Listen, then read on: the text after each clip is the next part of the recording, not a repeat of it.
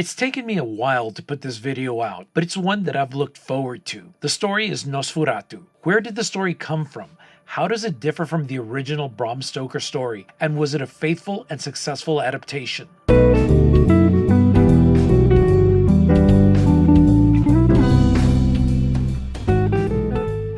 The original story of Nosferatu by F.W. Murnau is a macabre journey into raw and unbridled desire. Vampires were originally described as bloated and of ruddy and dark countenance. So different from today's sparkly and ambiguously heterosexual ones portrayed in cinema. The term vampire was popularized in Western Europe after reports of 18th century mass hysteria revolving around corpses being staked and people being accused of vampirism. So it's interesting how they connected Vlad the Impaler to this. They have been known by a variety of names, such as strigoi in Romanian, which means troubled spirits that are said to have risen from graves, or strega from Italy, which means witch or witchcraft. The modern version of the vampire was born in 1819 with the publication of The Vampire by the English writer John Polidori. The story was highly successful and arguably the most influential vampire work of the early 19th century. Nosferatu, which means offensive one or insufferable one, is the unauthorized adaptation of the original work by Bram Stoker. It mostly plagiarizes Stoker's work. It does this by retelling some of the story's plot points and elevating key features of the lore, such as the creature's disdain for sunlight. In Nosferatu, it's a major weakness, causing paralysis and death. This is now one of the major hallmarks that leads to the creature's demise. The 2024 Robert Eggers film is the fourth adaptation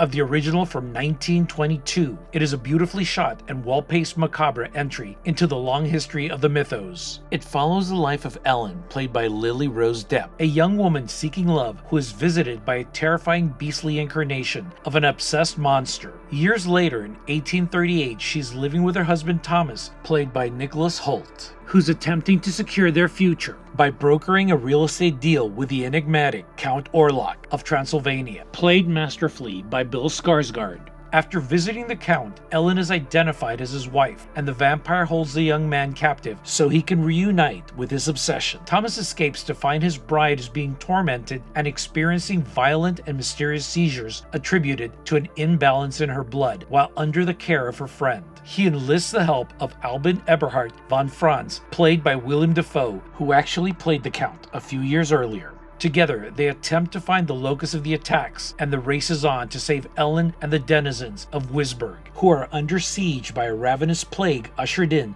by the arrival of the Count. At this point, the Count gives Ellen an ultimatum of 2 days to give herself willingly to him. After the brutal slaying of Ellen's friend and her friend's family, she decides to sacrifice herself and allow Orlok to possess her naked and willing body in a grotesque sexual act that will eventually destroy him. The plot is a familiar one to fans of Bram Stoker's work, with a few exceptions. Many of the original names and characters were changed to avoid litigation. Spoiler, it didn't, and FW was sued. The judge ordered all the copies confiscated, but many remained out of the court's reach. Changes include altering the backstory of Lucy, the main female protagonist's friend. She is no longer the young, unencumbered bachelorette that is seduced by the monster, and the characters of her suitors are exchanged for a husband and children. In Stoker's story, Dracula lives with 3 vampire brides that drain the main male protagonist of his blood. In Nosferatu, it is Orlok himself who feasts on the male protagonist, and the brides are omitted from the story. My take is that Nosferatu is a beautiful and faithful adaptation. Eggers makes use of a muted and somber color palette to exploit the dreary, desolate tone he seeks to convey, as he did in one of his earlier works,